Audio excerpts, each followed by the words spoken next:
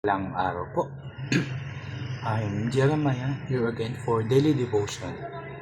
Ang title ng devotion natin for today is Connected ka ba talaga or feeling mo lang? Jesus the True Vine.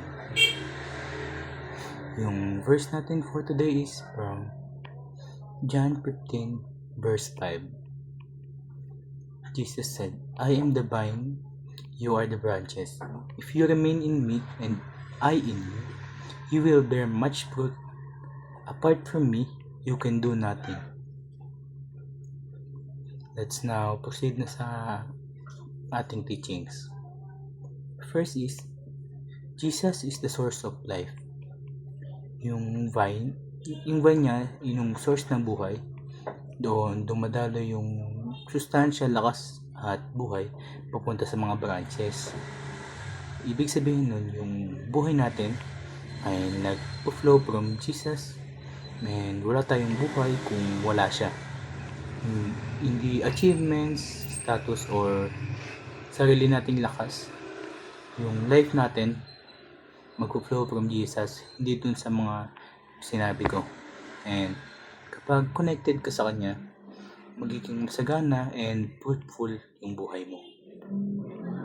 Next naman is, we are nothing apart from Jesus. Sabihin ni Jesus dito, apart from me, you can do nothing. Pwede kang maging busy or pwede kang maging successful, pero kapag wala si Jesus, hindi yun maglalas. Parang pag yung branch na naputol siya and hindi na siya connected dun sa vine, sa simula magiging okay siya, pero eventually matutuyo yung branch. Kaya He's inviting us to stay connected sa Kanya para sa never ending supply of life. Next naman is, discipleship is a vital blood connection. Hindi lang external yung connection ng vine at branch, may dumadaloy na buhay sa loob. Ganun din yung discipleship. Yung discipleship natin, yung living connection natin kay Jesus. And may dumadaloy din dun. Yung His life, yung love niya, and yung spirit niya papunta sa atin. Kaya yung connection natin sa Kanya is vital. Kapag naputol to, yung buhay mula sa Kanya ay mag-stop na mag-flow. Next naman as application. First is, remain as a branch in the vine. Staying connected, hindi natin kailangan maging perfect, pero kailangan natin maging close sa Kanya sa pamamagitan ng daily prayer or paglalaan natin ng time para magbasa ng Bible.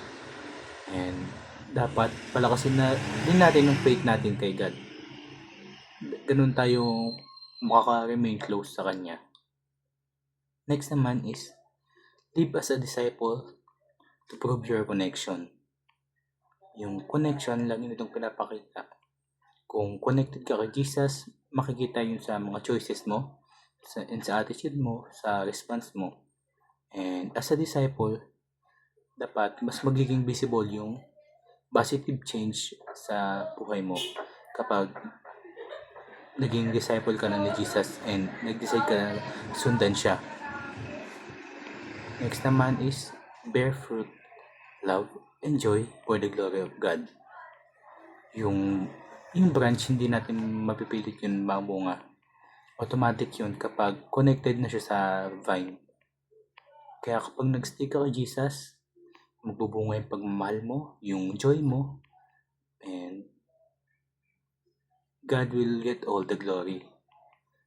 Yun lamang po for our daily devotions. Maraming salamat po sa pakikinig. Sana may natutunan kayo.